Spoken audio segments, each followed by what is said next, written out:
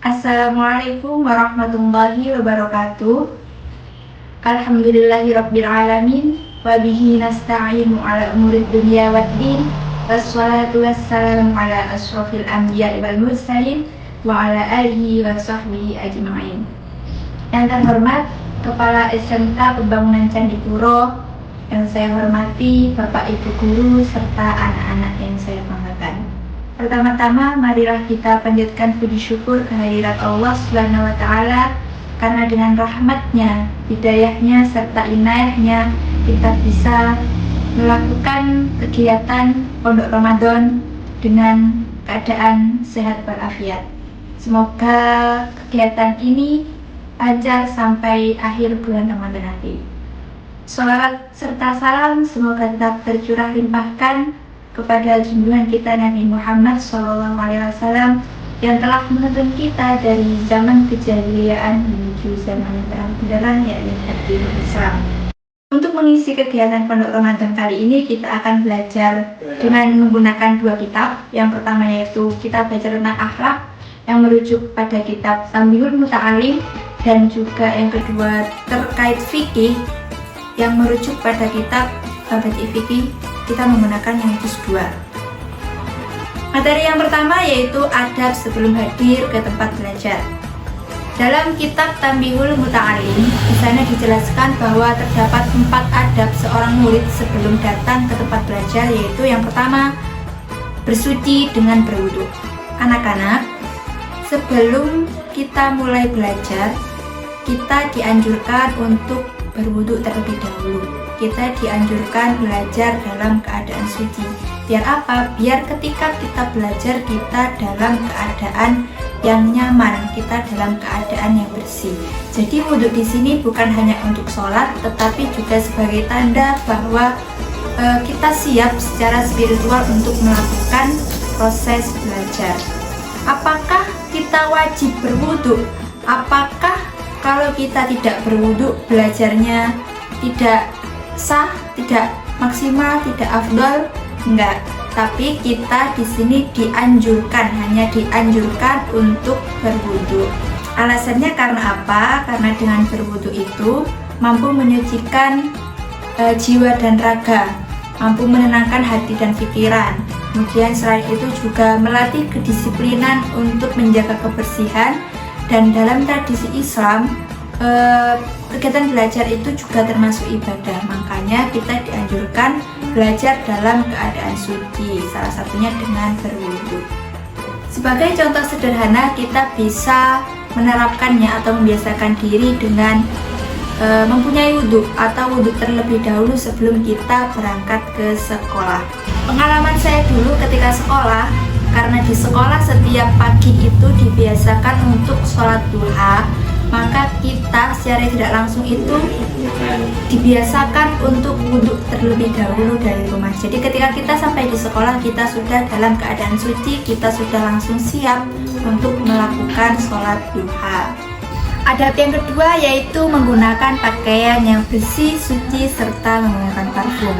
Karena dengan memakai pakaian yang rapi, bersih, dan suci itu mencerminkan penghormatan diri terhadap ilmu, guru, dan juga teman.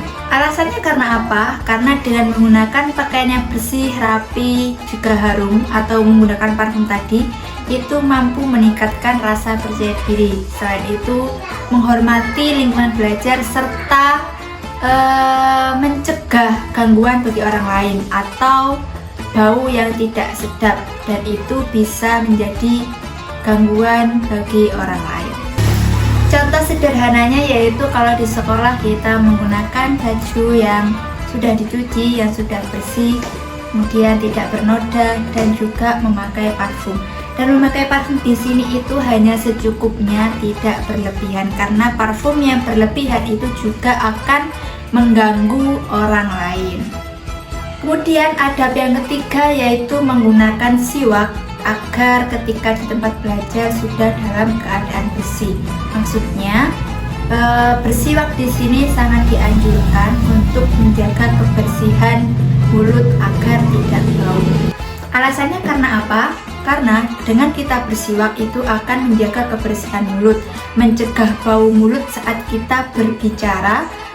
Kemudian selain itu juga dalam Islam, kegiatan bersiwak itu sangat dianjurkan sebelum ibadah. Contoh sederhananya yaitu apabila kita tidak punya siwak, kita bisa menggantinya dengan menggosok gigi sebelum berangkat sekolah. Jadi itu contoh yang paling sederhana adab sebelum datang ke tempat belajar. Kemudian adab yang terakhir yaitu menyiapkan peralatan, alat tulis atau buku, semuanya yang kita perlukan sebelum digunakan untuk belajar. Kenapa? Karena dengan kita menyiapkan semua alat itu, kita akan fokus dalam belajar, itu menunjukkan bahwa kita sudah siap untuk belajar. Kenapa kita harus menyiapkan peralatan belajar sebelum memulai pembelajaran? Yang pertama yaitu kita mampu melatih kemandirian dan kedisiplinan. Selain itu juga mampu menghemat waktu dan tidak ketergantungan dengan teman. Contohnya ketika kita mau mulai pembelajaran tapi kita tidak membawa pulpen, kita tidak membawa pensil atau penghapus, ketika ada waktu atau jadwal untuk kita mencatat atau menulis atau bahkan mengerjakan tugas, itu bisa terhambat karena kita tidak punya peralatan yang lengkap atau peralatan yang seharusnya dibawa. Contoh lainnya juga bisa berupa menyiapkan buku sesuai dengan jadwal pelajaran, menyiapkan pulpen, pensil, penghapus, dan peralatan lainnya, juga menyiapkan tugas yang seharusnya dikumpulkan.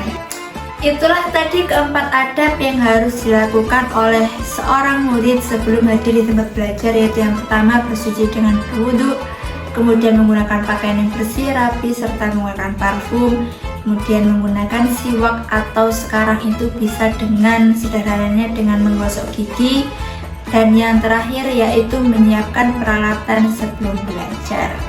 Demikian materi yang bisa saya sampaikan pada sesi kali ini. Semoga apa yang kita pelajari hari ini dapat bermanfaat bagi kita semua. Wassalamualaikum warahmatullahi wabarakatuh.